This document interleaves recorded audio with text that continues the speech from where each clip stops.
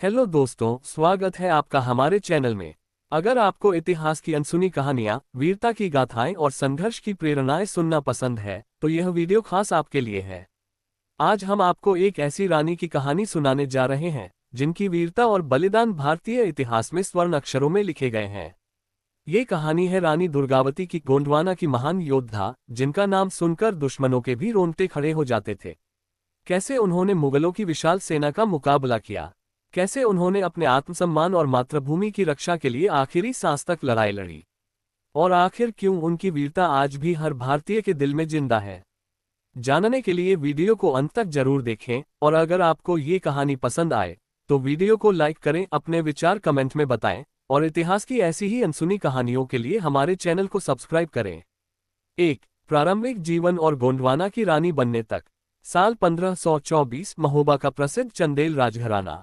यहीं जन्म हुआ एक ऐसी पुत्री का जो आगे चलकर इतिहास में अमर हो गई, रानी दुर्गावती। बचपन से ही उन्हें घुड़सवारी, शिकार और युद्ध कौशल की शिक्षा दी गई थी। बड़े होने पर रानी दुर्गावती का विवाह गोंड साम्राज्य के राजा दलपत शाह से हुआ। यह विवाह एक ऐतिहासिक क्षण था क्योंकि इसने चंदेल और गोंडवाना राजवंशों को एक सूत्र में बांध दिया।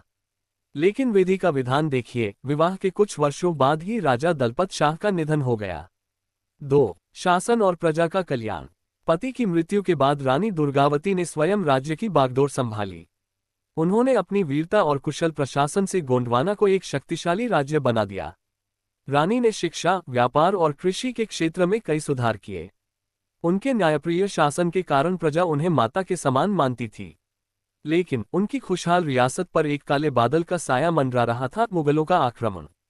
3. मुगल आक्रमण और युद्ध की शुरुआत। साल 1564, मुगल सम्राट अकबर के सेनापति आसफ खान ने गोंडवाना पर हमला बोल दिया। रानी दुर्गावती जानती थी कि उनकी सेना मुगलों के विशाल सैन्य बल के सामने छोटी है, लेकिन उन्होंने घुटने टेकने के बजाय युद्ध का विकल्प चुना। 4. अंतिम युद्ध और बलिदान। रानी दुर्गावती ने अपने पराक्रम से मुगल सेना को कई बार पीछे हटने पर मजबूर कर दिया।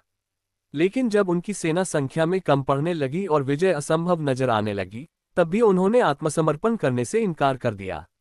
इतिहास गवाह है कि वह एक ऐसी योद्धा थी जो घुटने टेकना नहीं जानती थी। जब उन्होंने देखा कि युद्ध उनके पक्ष में नहीं रहा, तब उन्होंने अंतिम और सबसे वीरतापूर्ण निर्णय लिया, आत्मबलिदान। 5. इतिहास में अमरता। आज भी जबलपुर में उनकी समाधि पर लोग श्रद्धा से सिर झुकाते हैं। इतिहास में बहुत कम ऐसी वीरांगनाएं हुई हैं जिन्होंने अपने आत्मसम्मान और स्वतंत्रता की रक्षा के लिए अपने प्राणों की आहुति दे दी। अगर आपको यह वीर गाथा प्रेरणादायक लगी तो वीडियो को लाइक करें, अपने विचार कमेंट में बताएं, और इतिहास की ऐसी ही अनसुनी कहानियों के लिए हमारे चैनल को सब्सक्राइब करें।